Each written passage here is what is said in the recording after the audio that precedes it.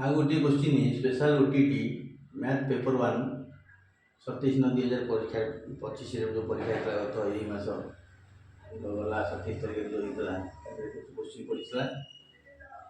Question ପଡ଼ିଥିଲା ଏଭଳିଆ ନୁହେଁ, ଯେଉଁ ଟିଚରମାନେ ବହୁତ ଦିନ ହେଲା ଚାକିରି କଲେଣି ସେମାନେ ଏ କୋଶ୍ଚିନ୍ ସହିତ ବିଶେଷ ଭାବରେ ସଂଶ୍ଳିଷ୍ଟ ନୁହନ୍ତି, ଯେଉଁ ପୁରୁଣା ଟିଚରମାନେ। ତେଣୁ ପୁରୁଣା ଟିଚର ଯେଉଁ 70,000 ଡିକ୍ଲାର ହେଉଛି ତାଙ୍କ ପାଇଁ ଓଟିଟିଟା ବହୁତ କଷ୍ଟସାଧ୍ୟ। କେଉଁମାନେ ଇଜି ଭାବୁଥିବେ, ତାକୁ ଗଣିତ ଟିକେ ଆସୁଥିବ, ଇଜି ଭାବୁଥିବେ, ଆସୁଥିବା ଲୋକ ମଧ୍ୟ ବେଳେବେଳେ ପରୀକ୍ଷାରେ ଛାଡ଼ି ଦେଇକି ଆସେ, କାରଣ 150 କୋଶ୍ଚିନ୍। ତେଣୁ ଆମେ ଜାଣିଛେ ପରୀକ୍ଷା ଦେବାକୁ ପଡ଼ିବ। ଯେଉଁମାନଙ୍କର 7 ବର୍ଷ 8 ବର୍ଷ ଚାକିରି ଅଛି ସେମାନେ ପରୀକ୍ଷା ଦେବେ, ତେଣୁ ପ୍ରିପେୟାର ହେବେ। ଯେଉଁମାନଙ୍କୁ ଆସୁଛି ସେମାନଙ୍କୁ ଆମେ କହୁନୁ ପଢ଼ିବେ। ତେଣୁ ଯେଉଁମାନେ ନ ଆସୁଛନ୍ତି ରବୀନ୍ଦ୍ର ଏଜୁକେସନ୍ର ୟୁଟ୍ୟୁବରେ ସର୍ଚ୍ଚ କରନ୍ତୁ। ସ୍ପେଶାଲ ଓଟିଟିର ସ୍ୱତନ୍ତ୍ର ଗଣିତ କୋଶ୍ଚିନ୍ ପଡ଼ୁଛି, ସେମାନେ ଦେଖିପାରିବେ। ଆଉ ପ୍ଲେ ଲିଷ୍ଟରେ ବିଭିନ୍ନ ବିଭାଗ ଅଛି, ଆଲଜେବ୍ରା ଅଛି, ମେନ୍ସୁରେସନ୍ ଅଛି, ଆପଣ ଯାହା ଦେଖିପାରିବେ। ଯାହାର ଇଚ୍ଛା ଦେଖିବ, ଯାହାର ଇଚ୍ଛା ନାହିଁ ସେଥିରେ କିଛି ବ୍ୟସ୍ତ ନାହିଁ। ତେଣୁ ଯାହାର ଇଚ୍ଛା ଅଛି ଦେଖିପାରିବେ। କ'ଣ ଦେଖିଲେ କ'ଣ, ନେଟ୍ଟା ହ୍ୱାଟ୍ସଆପ୍ରେ ତୁମେ ଅନ୍ୟାନ୍ୟ ଜିନିଷ ଦେଖିକି ନେଟ୍ ଖର୍ଚ୍ଚ କରୁଛ, ରିଲ୍ସ ଦେଖୁଛ। ମ୍ୟାଥମେଟିକ୍ସ ଦେଖିବାର ଅଛି, ପିଲାଙ୍କୁ ବତେଇବ। ଯେଉଁମାନେ ଆସ୍ପିରାଣ୍ଟସ୍ ଅଛନ୍ତି ତାଙ୍କୁ ବତେଇବ। ଯେଉଁମାନେ ଭବିଷ୍ୟତରେ ଟିଚର ହେବେ ତାଙ୍କୁ ଏବେଠୁ ଗାଇଡ଼ କରିବ। ଏଇ କୋଶ୍ଚିନ୍ ଗୁଡ଼ାକ ଯଦି ତୁମ ବହିରେ ଅଛି କେଉଁଠି ପାଇଯିବ ହଠାତ୍, ତୁମେ ପିଲାଙ୍କୁ ମନେକର ଟ୍ୟୁସନ୍ କରୁଛ, ଟ୍ୟୁସନ୍ ପିଲାଙ୍କ ଭିତରେ ଏଥିରୁ ଗୋଟେ ଦେବ, ପିଲା ଜାଣିବେ। ଦରକାର ପଡ଼ିଲେ ତୁମେ କେଉଁଠି ଏକ୍ସଟ୍ରା କୋଚିଂ ଦେଉଛ, ସେଠି ବି ତୁମେ ଆଲୋଚନା କରିପାରିବ। ବିଭିନ୍ନ କ୍ଷେତ୍ରରେ ଏଇଟା ପ୍ରଯୁଜ୍ୟ। ବିରକ୍ତି ହେବାର କିଛି ଚାନ୍ସ ନାହିଁ। ବିରକ୍ତି ହେଲେ ଯାହା ଯିଏ ବିରକ୍ତି ହେବ ହେବ, ଆମର କିଛି ନାହିଁ। ଆମେ ଲୋକଙ୍କ ଭଲ ପାଇଁ କରୁଛୁ। ଯେଉଁମାନେ ଭବିଷ୍ୟତରେ ଟିଚର ହେବେ ସେମାନେ ବି ଏହାକୁ ଦେଖିପାରିବେ। Thank you. କୋଶ୍ଚିନ୍ ହେଉଛି, ଗୋଟିଏ ତ୍ରିଭୁଜର 3 ବାହୁର ଦୈର୍ଘ୍ୟ ଯଥାକ୍ରମେ 5 ସେମି, 12 ସେମି, 13 ସେମି। ଉକ୍ତ ତ୍ରିଭୁଜର 3 ବାହୁର ମଧ୍ୟବିନ୍ଦୁ ଯୋଗ କରିବା ଦ୍ୱାରା ଉତ୍ପନ୍ନ ତ୍ରିଭୁଜର କ୍ଷେତ୍ରଫଳ କେତେ ବର୍ଗ ସେମି? ଦେଖ, 5, 12, 13 ଯଦି ଆମେ ପିଥାଗୋରୀୟ ତ୍ରୟୀ ପଢ଼ିଥିବା ସେଇଟା ଆସିଯିବ ସମକୋଣୀ ତ୍ରିଭୁଜ।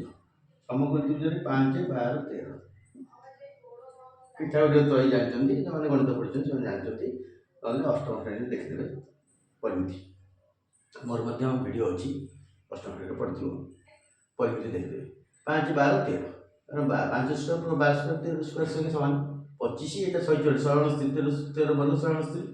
ଏଇଟା ସମକୋଣୀ ତ୍ରିଭୁଜ। ଉକ୍ତ ତ୍ରିଭୁଜର 3 ବାହୁର ମଧ୍ୟବିନ୍ଦୁ, ଏ ବାହୁର ମଧ୍ୟବିନ୍ଦୁ ଏଠି, କର୍ଣ୍ଣର ମଧ୍ୟବିନ୍ଦୁ ଏଠି, ଭୂମିର ମଧ୍ୟବିନ୍ଦୁ ଏଠି, ଲମ୍ବ ଭୂମିର ମଧ୍ୟବିନ୍ଦୁ। 3 ବାହୁର ମଧ୍ୟବିନ୍ଦୁକୁ ଯୋଗ କରିଥାଉ, ଯୋଗ କରିବା ଦ୍ୱାରା এই ମଧ୍ୟବିନ୍ଦୁକୁ ଯୋଗ କର, ଏଠି ଗୋଟେ ତ୍ରିଭୁଜ ସୃଷ୍ଟି ହେଲା, ନୂଆ ତ୍ରିଭୁଜ। ମନେକର এই ତ୍ରିଭୁଜ ଥିଲା ଏ B C, P Q R. এই যে পি কিউ আর, এই গোটে না লিখ পি, এটা 5 সেমি এটি লিখব। পি কিউ আর जो তৃতীয় সৃষ্টি ହେଲା, ସେ ପଚାରିଛି ଯୋଗ କରୁଥିବା ଦ୍ୱାରା ଉତ୍ପନ୍ନ ତ୍ରିଭୁଜର କ୍ଷେତ୍ରଫଳ କେତେ ବର୍ଗ ସେମି ହେବ? ଦେଖ, କେତେଟା ପାର୍ଟ ହେଲା? 1, 2, 3, 4, 4ଟା ପାର୍ଟ ହେଲା। ଏ 4ଟା ପାର୍ଟର କ୍ଷେତ୍ରଫଳ ଏକା ସମାନ ପ୍ରମାଣ କଲେ। ତାହେଲେ ଯଦି ମୂଳ ତ୍ରିଭୁଜର କ୍ଷେତ୍ରଫଳ କେତେ ହେବ? ଯେକୌଣସି ତ୍ରିଭୁଜର କ୍ଷେତ୍ରଫଳ ଯାହା ଭୂମି ଇଣ୍ଟୁ ଉଚ୍ଚତା, ହାଫ୍ 12 ଇଣ୍ଟୁ 5, 2 ରେ ଗଲେ 6, 30 ବର୍ଗ ସେମି। ମୂଳ ତ୍ରିଭୁଜର କ୍ଷେତ୍ରଫଳ ହେଲା 30 ବର୍ଗ ସେମି। ତାହେଲେ ପି କ୍ୟୁ ଆର୍ କେତେ ହେବ? ପି କ୍ୟୁ ଆର୍ ତ୍ରିଭୁଜର କ୍ଷେତ୍ରଫଳ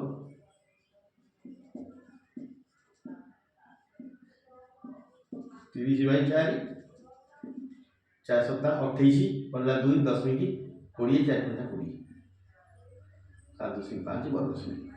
ଦେଖ କେଉଁଠି ଅଛି ଆନ୍ସର ଇଜ୍ କରେକ୍ଟ। ତ ସିମ୍ପଲି ଏ ଚିତ୍ର କରିବେ, ଜାଣିବେ ଏଇଟା କେଉଁ ତ୍ରିଭୁଜ, ତ୍ରିଭୁଜର କ୍ଷେତ୍ରଫଳ ସୂତ୍ର ଜାଣିବେ। ସବୁ ତ୍ରିଭୁଜର କ୍ଷେତ୍ରଫଳ ସୂତ୍ର ଜାଣିବା ଦରକାର। ସମସ୍ତେ ମ୍ୟାଥମେଟିକ୍ସ ଟିଚରମାନେ ଜାଣିଛନ୍ତି, ଅନ୍ୟ ଟିଚରମାନେ ପାଠ ପଢ଼ିଥିଲେ ବି ଭୁଲି ଯାଇଛନ୍ତି। ଏଇଟା ନିରାଟ ସତ୍ୟ କଥା। ମ୍ୟାଥମେଟିକ୍ସ ଟିଚର ସମସ୍ତେ ଯେ ପାଠ BSc MSc କରିକିରି ଯେ ସବୁ ଜିନିଷ ଗଣିତ କରିଦେବେ ତା ବି ନୁହଁ। ହଠାତ୍ ସବୁ ଛାଡ଼ିକି ବି ଆସୁଛନ୍ତି। ଆମେ ପରୀକ୍ଷା ଦେଖୁଛୁ, ପରୀକ୍ଷା ସମୟ ପାଇଲାନି, ଆଉ ଗଣିତ କରୁ କରୁ ଅନ୍ୟ ଗୁଡ଼ାକ ଛାଡ଼ି ଦେଇକି ଆସିବି ବୋଲି ମୁଁ ଗଣିତ କେତେଟା ରଖିଦେଲି ବାହାରକୁ, ଏମିତି ବି କହୁଛନ୍ତି। ତେଣୁ ବିରକ୍ତି ନାହିଁ, ପ୍ରିପେୟାର ହେବା ପାଇଁ ଏଇଟା କୁହାହେଉଛି। ଯେଉଁମାନେ ପରୀକ୍ଷା ଦେବେ, ଯେଉଁମାନେ ଭବିଷ୍ୟତରେ ଟିଚର ହେବେ, ସେଇମାନଙ୍କୁ ମୁଁ ଓଷ୍ଟେଟ୍ରେ ବା OTT TET ଗ୍ରୁପ୍ କରିକି ଗୋଟେ ମ୍ୟାଥମେଟିକ୍ସର ଦେଖିଦେବେ ପ୍ଲେ ଲିଷ୍ଟରୁ। Thank you.